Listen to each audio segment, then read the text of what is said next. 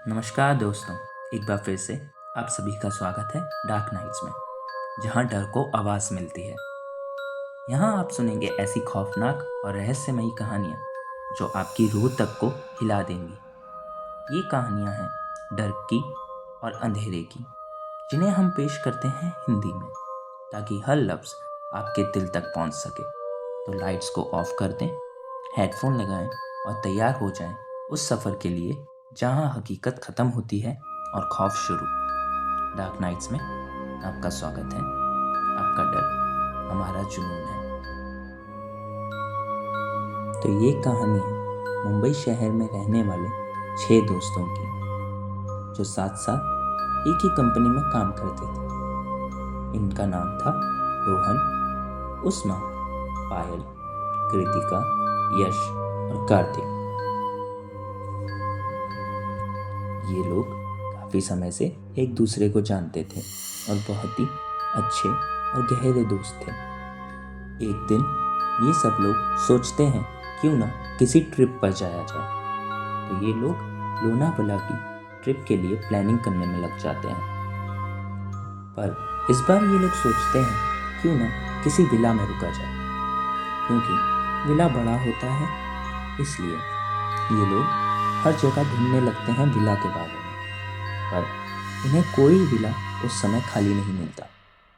इसी तरह ये लोग उस ट्रिप को कैंसिल कर देते हैं। पर एक दिन अचानक से रोहन का इनको मैसेज आता है कि उसे एक विला मिल गया है, जो कि इस शनिवार और इतवार खाली है। ये सब लोग तुरंत हाँ बोल देते हैं।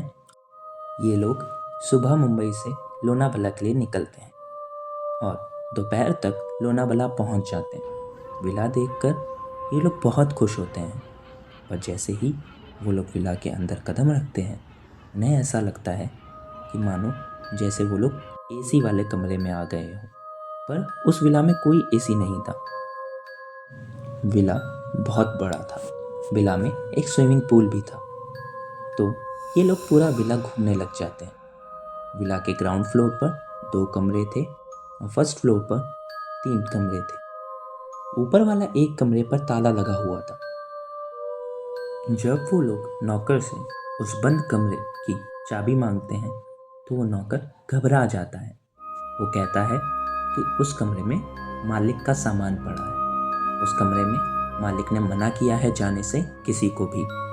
इसी तरह नौकर वहाँ से चला जाता है और ये लोग भी अपने दूसरे प्रोग्राम बनाने में लग जाते हैं।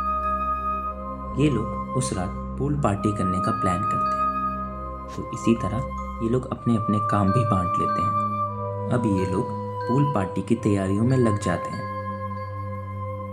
नीचे वाले कमरे लड़कियां ले लेती हैं और ऊपर वाले कमरे में लड़के रुक जाते हैं। यश अपने कमरे में आराम कर रहा होता है। शाम के 7 बजे के करीब अभी उसे ठक ठक ठक ठक जैसे कोई दरवाज़ा पीट रहा हो, उसकी आवाज़ सुनाई देती है। और जैसे ही वो वहाँ जाता है, कोई नहीं था। यश को लगा शायद उसका वहम होगा और वो फिर अपने जगह पर आकर सो जाता है। रात हो गई थी। अब ये लोग पूल पार्टी करने की तैयारी कर रहे थे और इन्होंने अब अपनी पूल पार्टी शुरू भी कर दी थी। रोहन, जो कि पूरा रास्ता गाड़ी चला के लाया था, पूल पार्टी करते करते थक गया था। तो वो लिविंग रूम में जाकर थोड़ी देर आराम करने लगता है। तभी उसे गानों की आवाज़ सुनाई देती है, पर आसपास कोई नहीं था। फिर उसने गौर से सुना तो वो गाने की आवाज़ ऊपर के कमरे से आ रही थी। ऊपर का वो कमरा जिसमें ताला लगा था। रोहन वहां गया। उसने ताला तोड़ दिया। रोहन ने अंदर देखा कि एक बंद रेडियो था जो कि चल रहा था। उसने ये बात सबको बताई। रोहन काफ़ी डर गया था।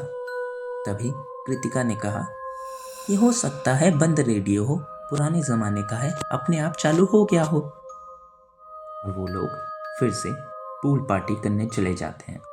उस्मा किसी काम से अपने कमरे में जाती है।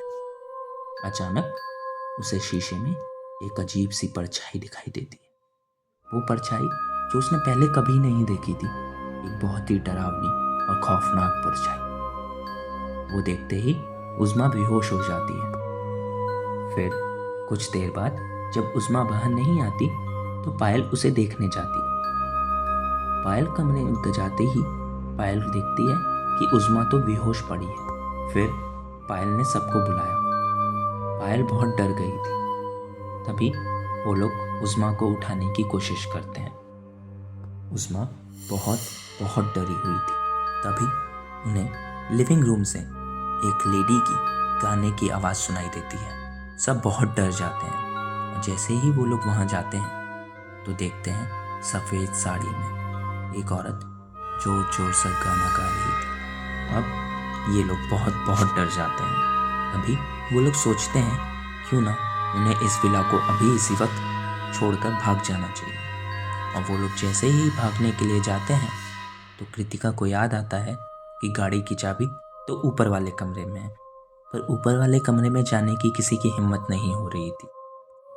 कैसे करके वो लोग सब मिलकर ऊपर वाले कमरे में जाते हैं।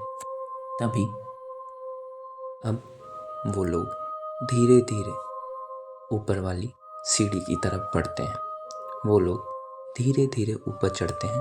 जैसे ही वो लोग ऊपर पहुंचते हैं उनकी नज़र उस तीसरे कमरे के दरवाजे पे पड़ती है। वो देखते हैं कि वहाँ रोहन पड़ा है।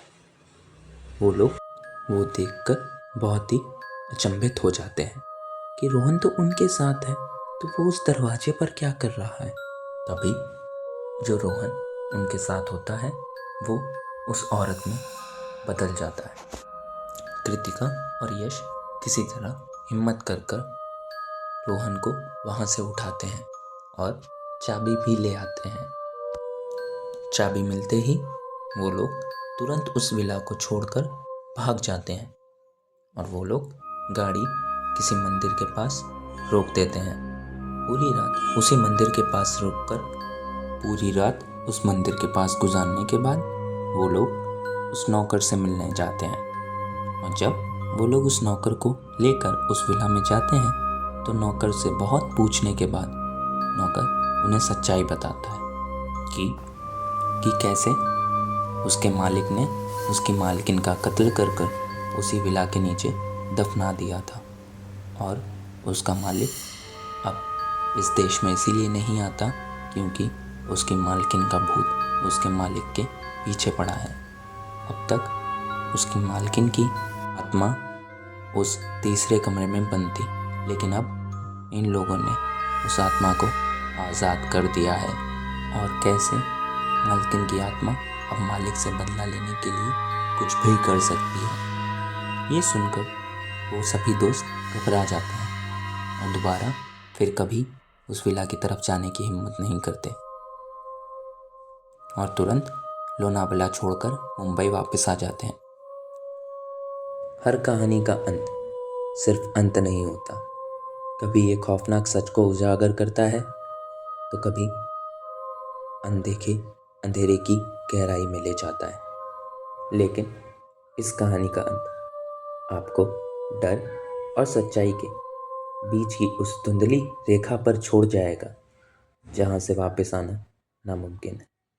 तो संभल कर बैठिए क्योंकि अब वो पल आ चुका है जब अंधेरा आपकी हर सांस को अपने कब्जे में ले लेगा।